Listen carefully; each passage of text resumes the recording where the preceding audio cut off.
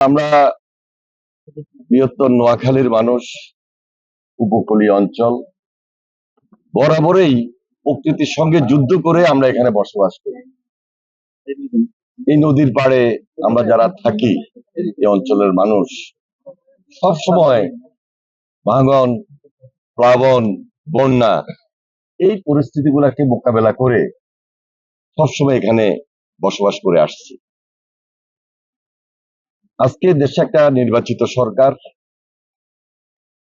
মাননীয় প্রধানমন্ত্রী জনাব তারেক রহমান সাহেব জনগণের দুর্দশা লাঘবে যখন যা কিছু করার দরকার সবকিছুর দিকেই তিনি অ্যাড্রেস করছেন এবং প্রত্যেকটা দাবি প্রতি তিনি মর্যাদা দিচ্ছেন, নির্দেশনা দিচ্ছেন। সেই দিক বিবেচনায় আমরা সবসময় কাজ করে যাচ্ছি এবং আমরা সদা প্রস্তুত।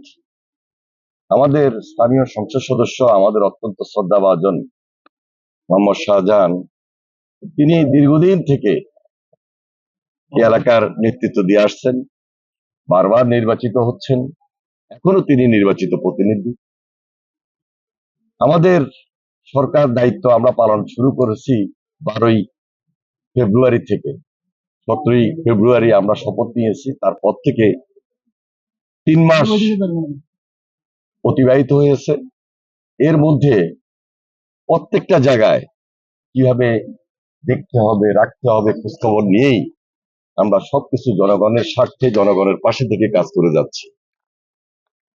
আমরা এখন যেখানে আছি এটা মেঘনা নদীর পাড়, কাটাখালী এই বাজার, এই বাজারের দুই পাশে মেঘনা নদীর ভাঙন আমরা সরেজমিনে প্রত্যক্ষ করলাম।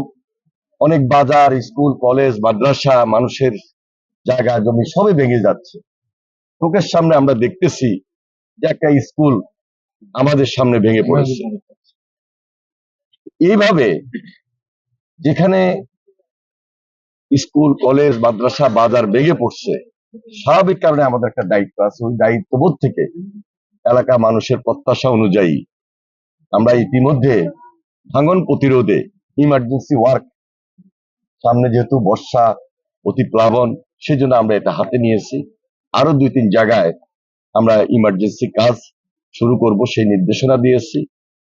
এবং আপনারা জানেন যে এই নদীর অপর প্রান্তে সেখানে উড়িচর, তারপরে স্বর্ণদ্বীপ, বাসানচর সবকিছু মিলে হাতিয়া নদী ভাঙন এলাকা, এইদিকে আমাদের বিশেষ নজর রয়েছে, আমাদের অনেকগুলা প্রকল্প রয়েছে। তবে দীর্ঘদিনের মানুষের যে প্রত্যাশা যে পার্মানেন্ট কিছু ওয়ার্ক করা দরকার, সেই অনুযায়ী আমরা এই এলাকায় যেখানে যেটা খুব বেশি অতীব প্রয়োজন এই মুহূর্তে, সেখানে আমরা পার্মানেন্ট ওয়ার্ক হিসাবে আমরা কিছু ভাঙন প্রতিরোধের ব্যবস্থা গ্রহণ করব। আমরা সেই অনুযায়ী স্টাডি রিপোর্ট কমপ্লিট হওয়ার পর চেষ্টা করব আগামী অর্থ বছরেই এই কাজগুলোকে সমাপ্ত করার জন্য।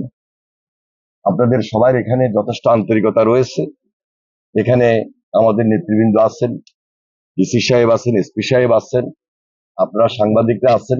এলাকার স্বার্থে আমরা সবাই মিলে এখানে একসঙ্গে মিলে যখন কাজ করব, আমার দৃঢ় বিশ্বাস মানুষ উপকার পাবে। সেই উপকার দেওয়ার জন্যই আজকে আমরা সরজমিনে এখানে উপস্থিত হয়েছি। জেলা বিএনপি সভাপতি আছেন, সেক্রেটারি আছেন, নেতৃবৃন্দ আছেন।